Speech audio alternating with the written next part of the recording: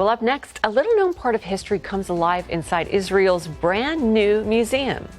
I found no place in Israel where Bible-believing Christians can go to, and they have heroes and they have history. We'll go inside the state-of-the-art Friends of Zion Museum after this.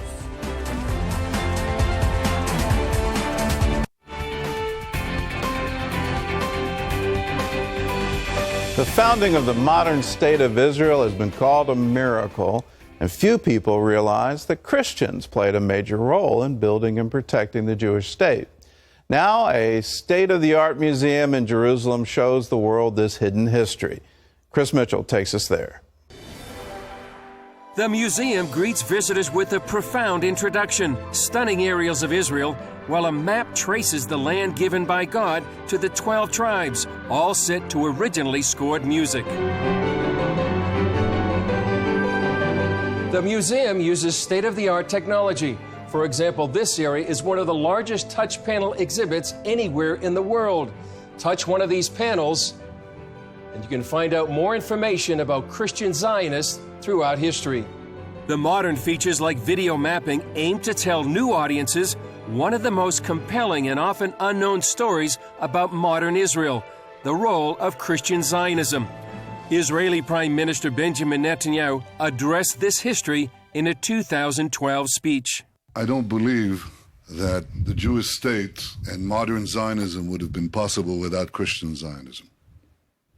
I think that the many Christian supporters of the rebirth of the Jewish state and the ingathering of the Jewish people in the 19th century made possible the rise of Jewish Zionism. American Mike Evans built the museum to spread the word of Christian Zionism's place in history. Wanting a home for Christians to celebrate their heroes and their history. I found no place in Israel where Bible-believing Christians can go to, and they have heroes and they have history.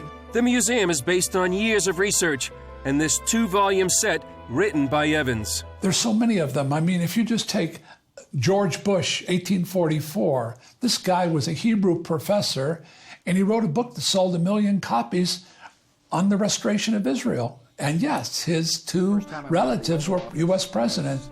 Others, like Ord Wingate, formed the first Jewish fighting unit in nearly 2,000 years, the beginning of the Israeli modern army we see today.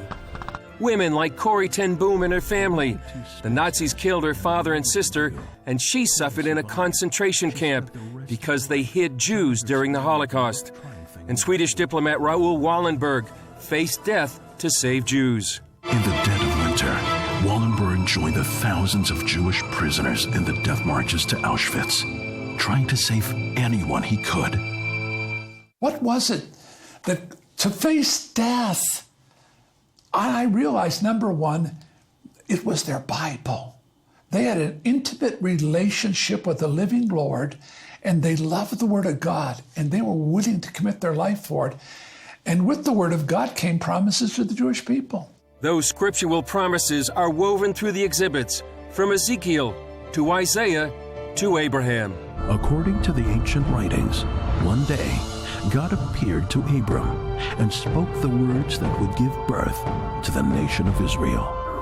For visitors, the experience is wow. It's an experience like no other. I mean, you go in there and it's interactive.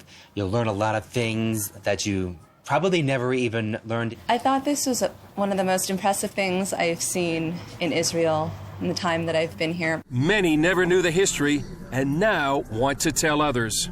I am going to tell everyone that I can think of, people in my synagogue, to come here to see how this beautiful land of Israel was not built just by the Jews, but by the Christians and the wonderful people who risked their lives to make us a homeland. For Evans, the museum lets the Jewish people know that although enemies surround Israel, they're not alone. They see Auschwitz and what they went through, and they see the alienation in the world today, and they come through it, and they say, we're not alone. There's Christians who really love us. And it's just amazing to see that. It gives me hope. I'm not alone. That's enough. Chris Mitchell, CBN News, Jerusalem.